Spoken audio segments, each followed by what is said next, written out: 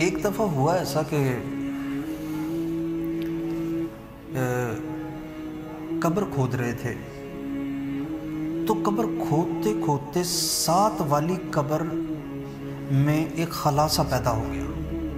یعنی کہ قبر کو جب انہوں نے سائڈ سے تراشا تو وہ قبر سائڈ والی قبر میں کھل گئی، اور 7 والی قبر سے اتنی پیاری خوشبو آنے لگی، اتنی خوبصورت خوشبو آنے لگی کہ لوگ کہنے لگے بھی ایسی خوشبو ہم نے پہلے کبھی نہیں سونگھی، ایسی خوشبو پہلے ہم نے کبھی محسوس نہیں کی. ٹھیک ہے، اب جو یہ تحریر لکھنے والا ہے وہ یہ کہتا ہے کہ میں اس کی تحقیق میں لگا کہ کیا وجہ ہے جو اس قبر سے ایسی پیاری خوشبو آ رہی ہے. تو وہ کہنے لگا کہ ہم نے اپنے جو عزیز تھے ان کو دفنانے کے بعد میں دوسرے دن بھی آیا یہ تحقیق کرنے کے لیے کہ یہ قبر کس کی ہے، شاید اس کا کوئی عزیز آئے یہاں پر، تو میں اس سے پوچھوں سارا ماجرا. تو وہ کہنے لگا کہ میں کئی دفعہ آیا لیکن مجھے کوئی نہیں ملا. تو میں نے پھر 10 محرم کا انتظار کیا کہ میں 10 محرم والے دن آؤں گا، اور اس دن اگر کوئی آیا تو میں اس سے پوچھوں گا. تو 10 محرم والے دن وہ صبح ہی آ کر بیٹھ گئے. وہ کہتے ہیں کہ وہ دوپہر کے قریب کوئی ایک شخص آیا، ان سے وہ وہاں پر اس قبر کی صفائی وغیرہ کرنے لگا. تو ان صاحب نے پوچھا کہ یہ قبر کس کی ہے؟ وہ کہنے لگے جی کہ قبر جس کی بھی ہے، لیکن آپ کیوں پوچھ رہے ہیں اس قبر کے بارے میں؟ تو انہوں نے ساری بات بتائی کہ اس قبر کے 7 والی قبر ہم وہ بنا رہے تھے، تو اس قبر میں سوراخ کھل گیا تھا جس کی وجہ سے خوشبو آنے لگی. کیا بات ہے کہ اس قبر میں سے ایسی پیاری خوشبو آ رہی تھی؟ وہ کہنے لگے کہ یہ میری بیوی کی قبر ہے، یہ میری بیوی کی قبر ہے. تو کہنے لگا کہ میرے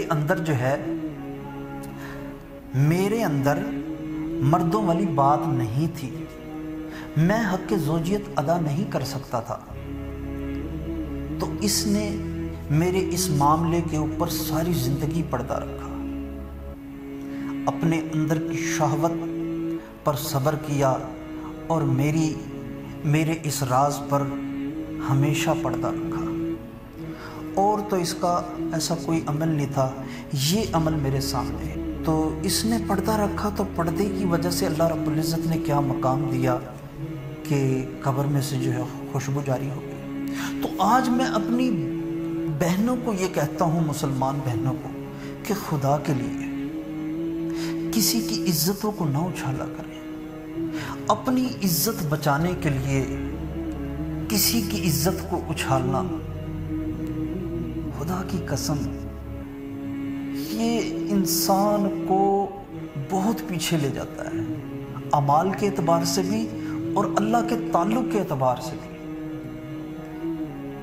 کتنی ایسی ہماری بہنیں ہیں جو اپنے شوہر کی گھر گھر جا کر وہ شکایتیں کر رہی ہوتی ہیں کہ میرا شوہر تو میرے خرچے پورے نہیں کرتا اور میری ضرورتیں پوری نہیں کرتا.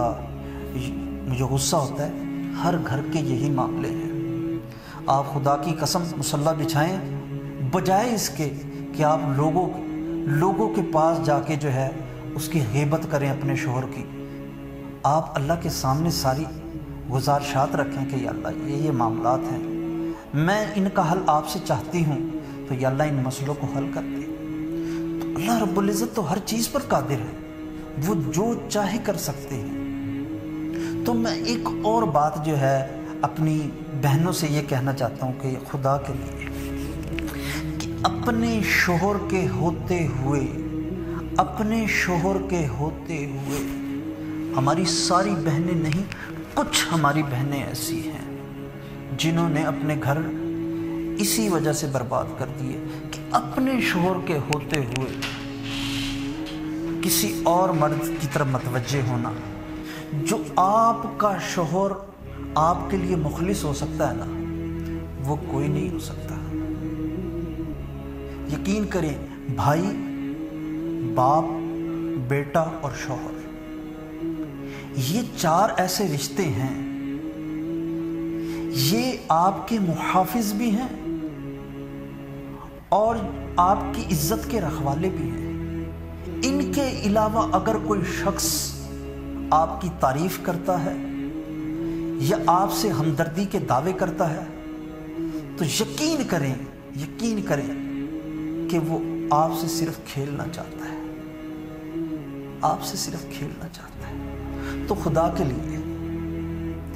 کے لیے کسی کو کھلونا نہ بنے، اپنے گھر کو بچائیں، اپنے گھر کی عزت کو بچائیں۔ کہتے کہ ایک ولیہ عورت 70 مرد ولیوں سے افضل ہے۔ ایک ولیہ عورت۔ خدا کے لیے اپنی عزتوں کو داؤ پر نہ لگائیں، خدا کے لیے اس سسٹم کا حصہ نہ بنیں، اپنے گھر کو، اپنے سکون کو داؤ پر نہ لگائیں۔